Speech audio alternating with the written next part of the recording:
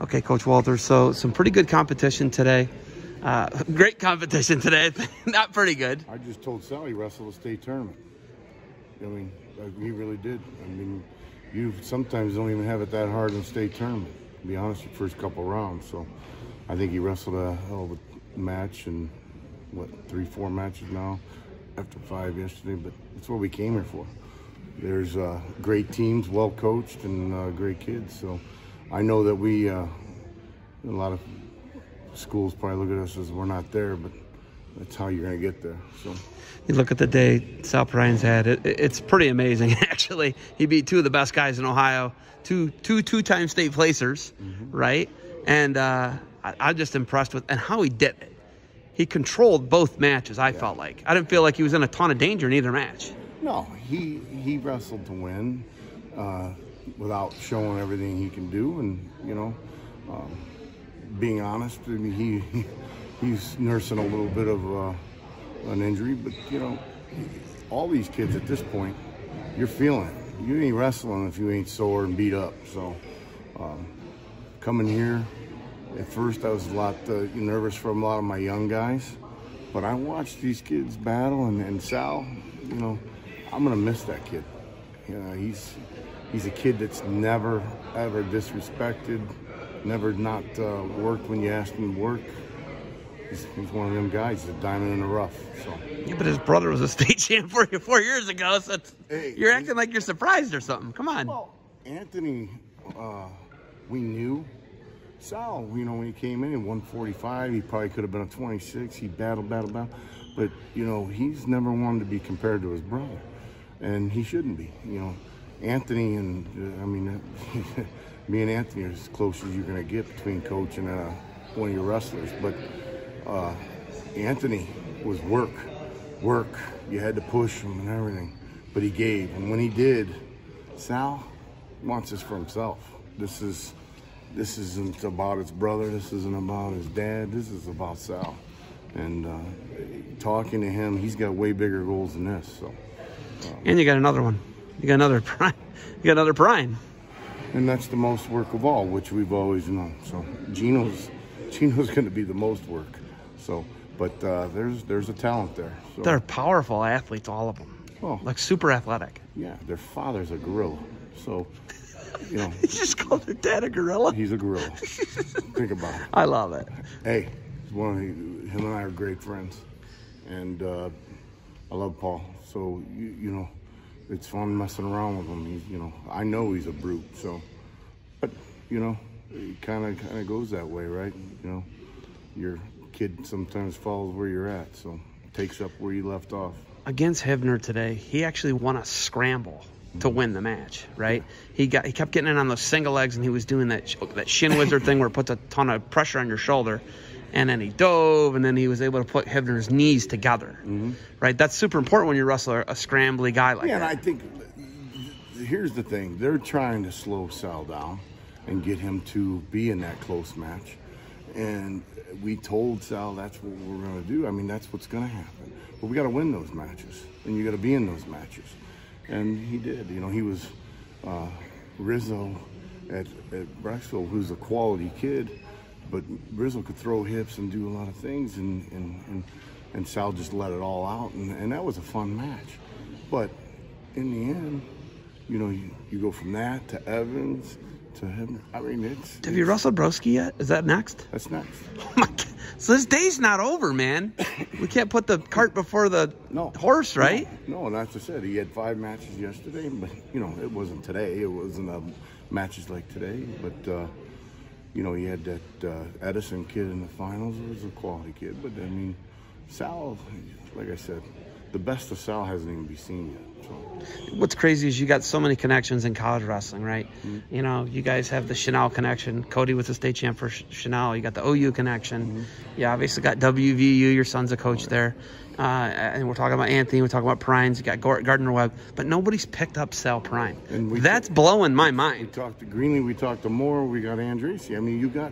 But listen, I think in the time we're in, with what those colleges are facing, is trying to get kids to come in, you know, they're not going to just hand out scholarships to guys they truly can't see, be a part of, have them on their university. It's rough for a lot of these kids that didn't already have, you know, the offers and things like this. So I think that, you know, because of where we're at, but, you know, the thing of it is Sal's not worried about that. Sal's got a goal, you know, and that's what he's reaching for. So okay, there's so hard. There's 14 weight classes. We've been talking about 2 dudes. Who else has looked good for you guys today? You know, I honestly, for what my team is and where they're at, they all have impressed me with their fight today. Like I said, I got a lot of freshmen. You know, I got that little Miller at 20. He excites me. Hard worker, doesn't say anything. You know, I got a backup. My backup 106, wrestling 13. He won a match for us today just because he's facing a number 4 kid, and he doesn't even give up a major. I mean, that's impressive. It is impressive because, you know, he loses wrestling at 106, comes up, he weighed in at like 109 pounds, and he's fighting, you know.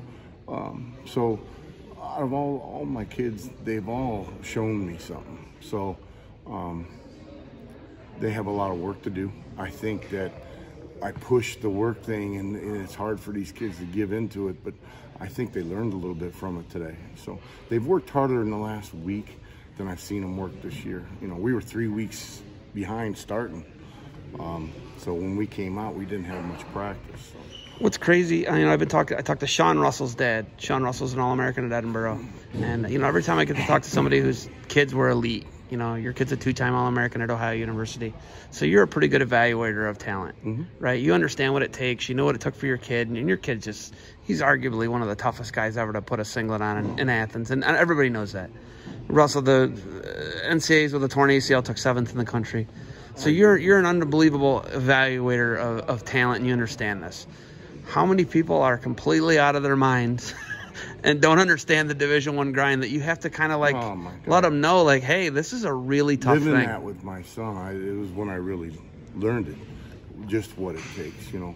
And Cody isn't one of the most talented kids I've ever coached or seen, but the work ethic and that's the thing that you know, sometimes these kids are getting recruited. You can't explain it enough, you know, like if a kid's willing to go and grind, and you never know what you're going to get. Sometimes kids take you know, or hey, some of them start freshman year and they're 16, you know. I'm not all for it. I don't agree with it, but growing up through it, you know, sometimes it takes a while for some of these kids to mature, you know. Yeah, your kid was kind of a late bloomer, I think.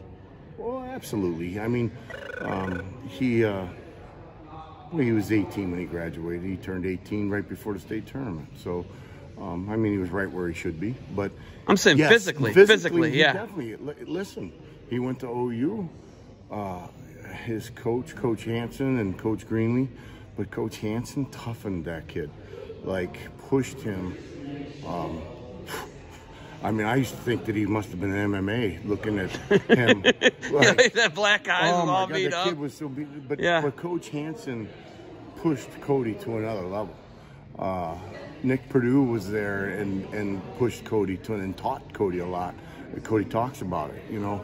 And then they had that group of kids there that kind of came together. Sparty came with them, a good recruiting class. Great kids, you know. Powell came in that recruiting class. They had a really good recruiting class. They had a lot of good kids. Yeah, Tyrus and Hightower, guys they came in with. It was pretty good. It was a good class. I always liked them too. Nice guys. Yeah, they're good kids. Yeah, good guys. You know, and they were funny, and they gelled and worked.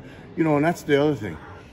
To me, OU versus the big guns. I mean, they're like a great high school team compared. I mean, what they put into the university puts into each school. You know, how do you compete with a Penn State and Ohio State when you're Ohio University or even Kent or anybody else? I mean, there's a huge difference. So, I mean, it's crazy. But the kids, you know, that's what keeps you in the sport is the kids. So, man, you love it.